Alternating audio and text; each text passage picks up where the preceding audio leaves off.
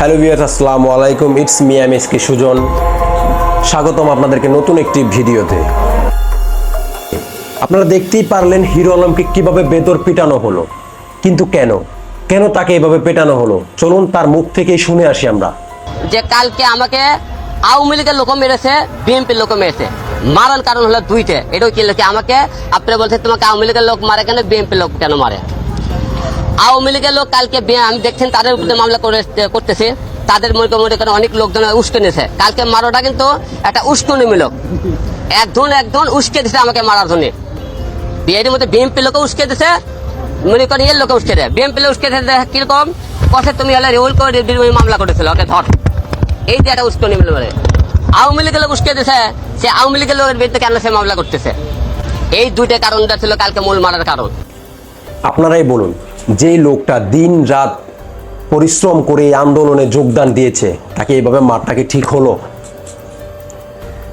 সে একটা লোকের নামে মামলা করছে, ঠিক আছে, মামলাটা ওঠানোর একটা ব্যবস্থা আছে, কেন করলো, কে করালো, কিভাবে করলো, ওটারও একটা যাচাই বাছাই আছে। তারা যাচাই বাছাই না করে এভাবে মারলো, কাজটা কিন্তু ঠিক করলো না, কাজটা মোটেও ঠিক করেনি তারা। এভাবে মারটা ঠিক হয়নি।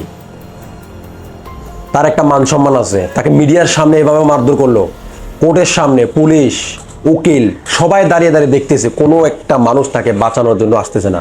কোথায় গেল দেশ? এটাই কি স্বাধীন দেশ?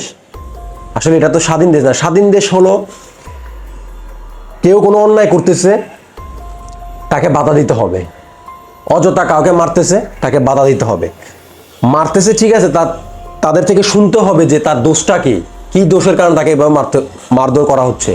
তাও একটি কোর্টের সামনে উকিল, পুলিশ সবাই ছিল ওইখানে।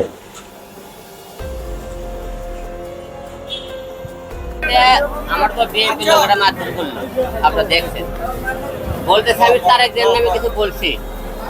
আপনারা মিডিয়া ব্যক্তি যারা আছেন, যেগুলোর মতো বগুড়া শহরে এই মুহূর্তে বলতে পারেন যে কেউ ফুটেজ বার করে যে আমি হিরো আলম তারেক জিয়ার নামে কোনোদিন কোনো খারাপ কথাকে বকা দিছি, গালি দিছি, তাহলে আমি আপনাদের জুতোর মালা করার দিয়ে আমি সারা বগুড়া শহর ঘুরাবো। একটা ফুটেজ যদি বার করতে পারেন হিরো আলম তারেক জিয়ার নামে কিছু বলছে, যে কেউ বলতে পারেন আমি টোটাল বগুড়া শহর আমি জুতোর মালা দিয়ে ঘুরবো।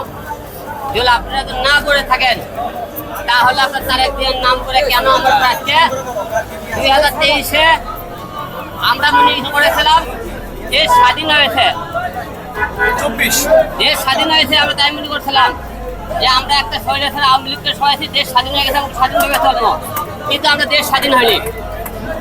আজকে বিএনপির লোকেরা আজকে যে হামলা শুরু করলো, তাতে কি মনে করছেন দেশ স্বাধীন হয়েছে? এরা একদলে আওয়ামী লীগ মধ্যে বিএনপি করতেছে, এরা এই যে আপনার পোশাক এতগুলো লোকের মধ্যে মারতে হলো।